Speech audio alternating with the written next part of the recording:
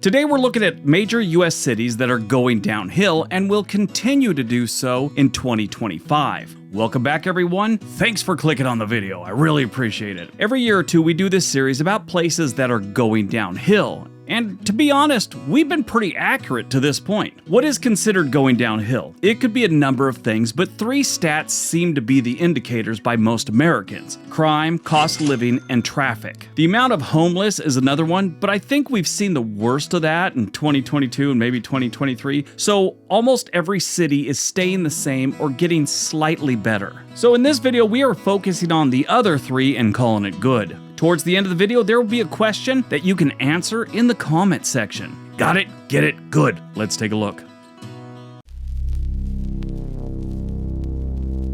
Number 10, Washington, D.C. Washington, D.C. has more problems than the political backstabbing that happen on the Hill every minute of every day.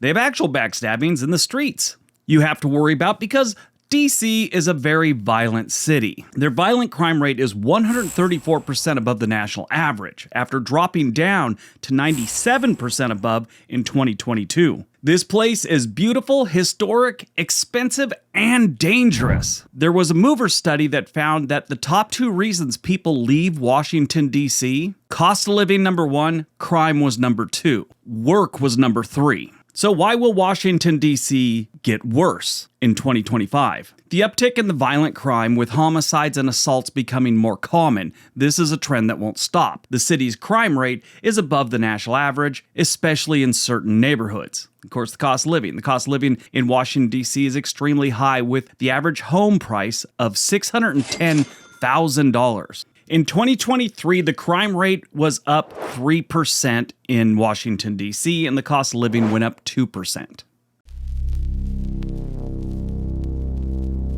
Number 9, Houston, Texas. Houston, Texas right now is considered the worst major city in Texas. Their traffic is horrendous. I was just in it in January. It was horrible. Their crime rate is through the roof. And I think I know why. They're focusing more on closing down 9 massage parlors than they are the violent crime in the city. So let's look at the crime. Houston has seen an increase in violent crimes, including homicides and robberies. The city's crime rate is higher than the national average, and obviously in certain neighborhoods it's worse.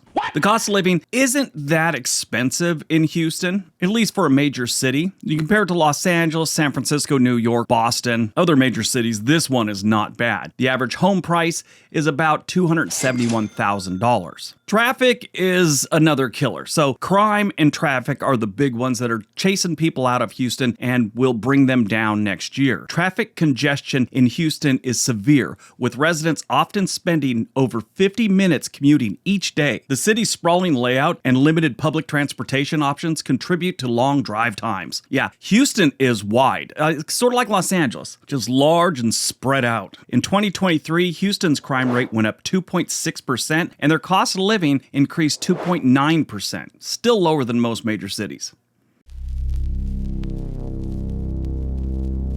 Number 8, Las Vegas, Nevada. Now this one's going to seem strange. You're going to say Las Vegas, and if you're there, you know the city is growing. The city has jobs, hotel rooms are filled. That's not where the problem is. The problem is for the residents. With all this influx of people, they've got higher crime rates, the cost of living is climbing at a pretty good pace, and their traffic is getting freaking ridiculous. Being a tourist town, it's a double-edged sword. I mean, more tourists means more jobs. The city is doing better, but with more people flooding into a place, more people means more problems. That's why crime rates are so high in major cities. It's not all about who's running the city. It's population density. How many people are crammed into one area? Well, they're spread out, but there's a whole bunch of people that flood into the city that bring problems. I get people all the time, oh, well, why are rural communities so low on crime and the big cities are so high? Well, it's because there's nobody living there. Cow tipping is not a violent crime. So where do they stand? Las Vegas has a significant crime problem, particularly in terms of violent crime. The city's crime rate is higher than the national average, with issues like assault and robbery being very common. The cost of living in Las Vegas has been climbing as more people move to the city. Housing costs have risen sharply. The average home price is about $428,000. That is up 7.9% from 2022. And 2023 to 2024, the official numbers aren't out yet, but so far it looks like it's going to be about 5% higher than 2023. And then there's the traffic. The traffic in Las Vegas can be a nightmare, especially on the Strip and during peak tourism seasons, obviously. Commuters often face long delays, and the city's infrastructure struggles to keep up with the growing population. 2023, the crime rate in Las Vegas went up 3.3%, and their cost of living went up 4%.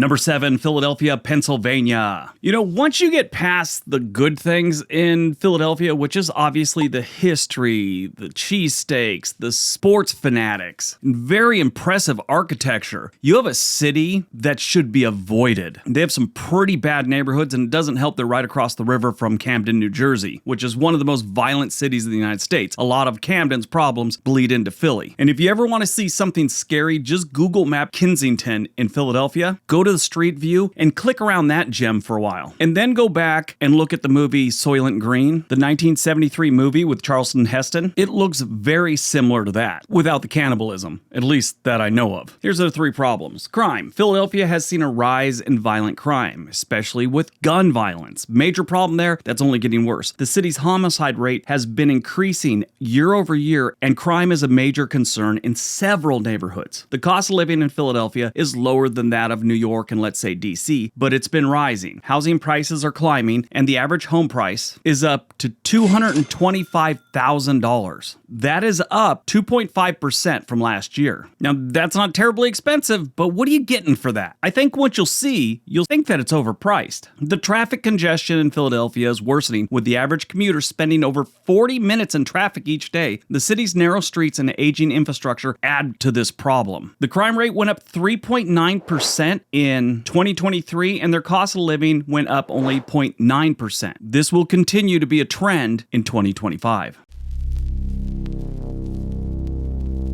Number 6, Miami, Florida. Miami's got some problems, and one of their major problems is crime. One man who left Miami after living there for 25 years said the crime was so bad that the homeless have started to organize neighborhood watch groups. On top of that, the humidity has gotten so bad, your morning walk feels more like a swim. Last time I was there, it was so hot and humid. I walked into the hotel, right? And I'm from cold weather, and I was sweating so bad. The girl goes, "Is it raining outside?" I'm like, "No, I'm just sweating." The humidity is brutal there. But the real estate market's hot. The real estate market's so hot, the homeless are probably flipping condos too. So why is it going downhill next year in 2025? It's the crime. Miami has a high crime rate, especially in terms of violent crime. Homicides, robberies, and assaults are common in certain parts of the city, contributing to the sense of insecurity among the residents. And this is chasing a lot out. Then there's the cost of living. Miami has a high cost of living, with housing prices and rents rising steadily. The average home price is about $587,000. And the cost of living right now is about 12% higher than the national average. The traffic. Miami's traffic is notoriously bad, with long commute times and frequent gridlock. The city's transportation options are limited, making it difficult for residents to avoid driving. But in 2023, their crime rate did go up 3.8%, and their cost of living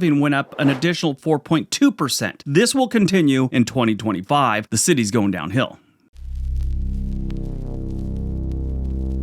Number 5, Seattle, Washington. People are moving out of Seattle because it's going downhill, not because of the rain. Also because they finally realized that no amount of coffee can keep them awake during the city's 9-month-long twilight. It turns out that living in a cloud, where the sun is just a distant memory, isn't as romantic as it sounds.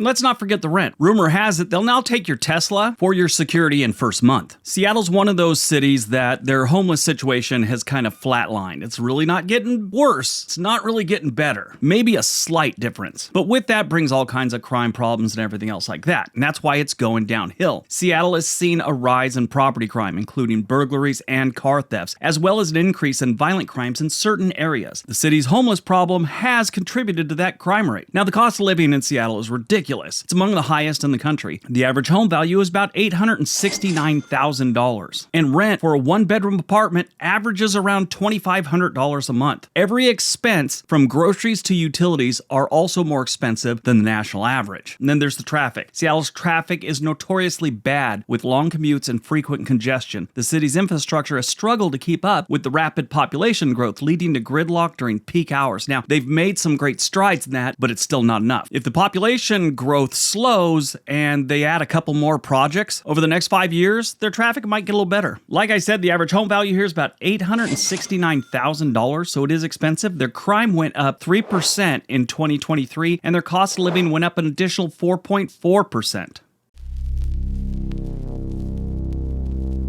Number 4, New York City. New York is a place where even the pigeons are considering moving to the suburbs, and the subway has become a real-life escape room experience, except no one ever escapes on time. Between dodging delivery bikes on the sidewalk and avoiding mysterious street puddles, it's clear that the city's charm is starting to feel more like an endurance test. New York has been growing some problems for over 40 years. Ever since the city hit rock bottom in the 1970s and 80s, the cost of living has climbed faster than all but 3 cities in the country. And that's why they're going downhill. One of the biggest problems is their crime. New York has seen a fluctuation in crime rate, with an increase in certain types of crime such as assaults and robberies. While overall crime is a tad lower than it was at its peak in the late 80s, early 90s, certain areas remain very dangerous. And the prescription crime has grown faster than any other major city in the United States. Then on top of it, you got the cost of living. New York is one of the most expensive cities in the world, with the average home value being over $760,000. Their rent averaging over $3,000 a month for a 1-bedroom. Everyday costs from groceries to transportation are also significantly higher than the national average. Now, the traffic, again, is legendary. With long commute times and constant congestion, public transportation is extensive, but it's overcrowded and often delayed, adding to the city's transportation woes. In 2023, their crime rate went up another 2.1%, and their cost of living rose 5%, 1 year alone.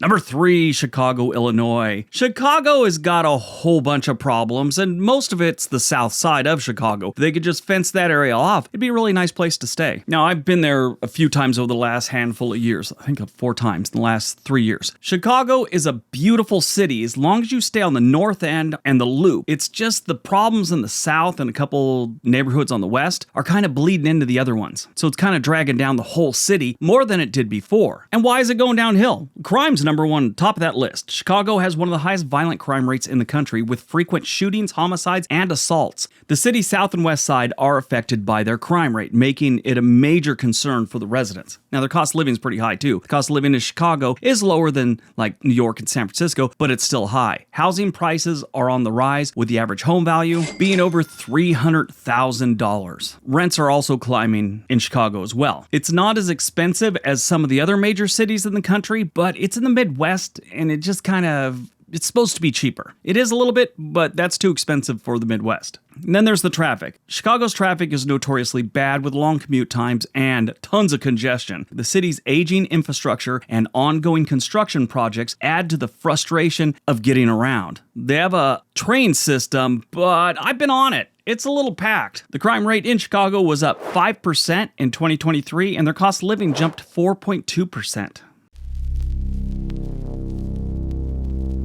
Number 2, Portland, Oregon. Yep, my hometown. Current hometown, I should say. Yeah, we're still not doing great, even though we're sort of cleaning up the homeless situation. Now, I'm not saying the homeless situation is fixed or anywhere near fixed. They're making progress. That's all I'll say. Portland's biggest problems right now is the cost of living, the cost of housing, and their crime. It's insane.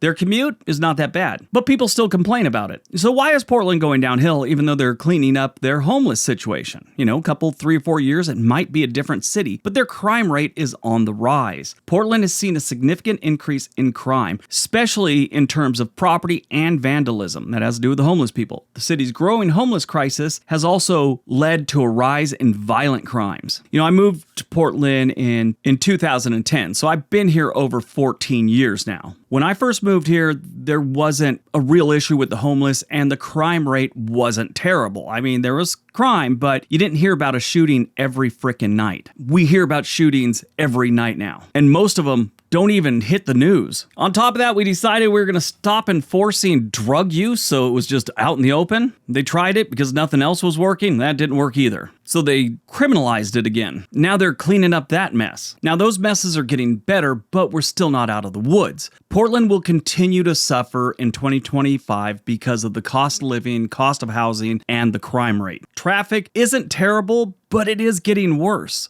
If you want to get a house in Portland right now, the average home value is about $538,000. So Portland's definitely going down at least another year or two. In 2023, Portland saw its crime rate go up 5.5% and their cost of living go up 1.1%. All right, before we get to number one, if you're thinking about moving to a new city, any place in the country, there is a link for Home and Money, a website that can get you in touch with a real estate agent anywhere in the country. It also has a lot of other cool tools to help you out with your home buying journey. And the second thing, our question of the day: what is your favorite state to visit for like a vacation? Let me know in the comment section below. All right, on to number one. And number one, Los Angeles. Look at that. Back to back, my two home cities. I grew up in Los Angeles. Now I live in Portland, Oregon. Los Angeles has been kind of even on a lot of things in recent years. Last couple years, they've started to drop again. And people are starting to notice. I mean, a lot of their stats are going up. Crime, cost of living, traffic. The only thing that's really going down is their livability score. Most people just assume because it's Los Angeles and movies they've seen over the years that Los Angeles is this extremely violent city. Not really. Not compared to a lot of other places like Detroit, Chicago, Kansas City, St. Louis, Jacksonville. But in the last few years, crime has started to creep up again in Los Angeles. And before you do, stop typing. Compton, California is not the most dangerous place in Los Angeles. It's not safe by any stretch of the imagination, but whenever I mention Los Angeles, they bring up Compton, California. Compton, that you're thinking of, kind of ended in the late 90s. There are far more dangerous places in Los Angeles than Compton. That being said, the crime once again is on the rise in Los Angeles. They've seen an increase in both violent crime and property crime. Certain neighborhoods have become more dangerous with rising rates of assaults, robberies, and burglaries. The cost of living in Los Angeles is sky high already, with the average home value being $956,000. The average rent in Los Angeles right now is $2,800 a month for one bedroom. LA's traffic is infamous. I mean, everybody knows that. It's out of control, and it always has been, and it always will be. If you're talking the worst traffic in the country, they're always in the top 5. Crime went up 5.7% in 2023 in Los Angeles, and the cost of living rose 4.9%. All right, that's today's video. Hope you guys enjoyed it. If you did, you'll probably like one of the 2 videos being suggested right now. It really helps out the channel if you click on another video. Have a great day. Be nice to each other.